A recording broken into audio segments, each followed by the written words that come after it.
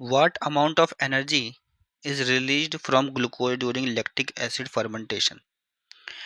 तो कितनी एनर्जी जो है वो निकलती है, कब निकलती है?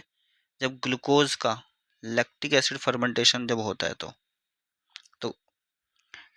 देखो, जब एरोबिक रेस्पिरेशन चलता है तो कितना होता है? 38 एटीपी बनते हैं, ठीक है। और ये कितना होता है? 100%, ठीक है। अब एनारोबिक रेस्पिरेशन जब चलता है, जब लैक्टिक एसिड फर्मेंटेशन होता है तो कितनी बनती है? 2 एटीपी, ठीक है। जब ये होगा तो कितनी बनेगी? 2 एटीपी। तो कितना परसेंटेज हो गया? अगर 38 एटीपी का आधा करें हम तो कितना हो जाता है? आगे चलेंगे हम तो कितना हो जाएगा? 19 एटीपी हो जाता है आधा, मतलब कि कितना हो गया? 50%। अब 19 का भी आधा कर देंगे तो एक तरीके से कितना हो जाएगा? ये 9.5 एटीपी। तो मतलब कि कितना हो गया?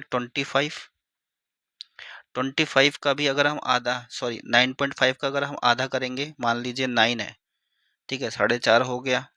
तो 4.5 ही मान के चलते हैं, नहीं तो कन्फ्यूजन हो जाएगी और ज़्यादा। तो जैसे 4.5 हो गया मान लीजिए, तो 4.5 हो गया तो यानी कि ये कितना हो गया? 12% के आसपास।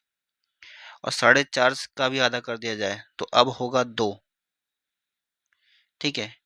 तो 2 के आसपास यानी कि परसेंटेज जो है आपकी कितनी हो जाएगी? इसकी भी आधी यानी कि 6%।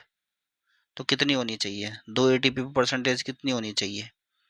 तो 15 नहीं होगी, 18 नहीं होगी, 10 नहीं होगी, तो लेस देन 7, 7 से कम होती है, ठीक है। तो लैक्टिक एसिड फर्मेंटेशन जब होता है तो जो एटीपी बनता है वो, उसका अमाउंट कितना होता है? Less than 7%।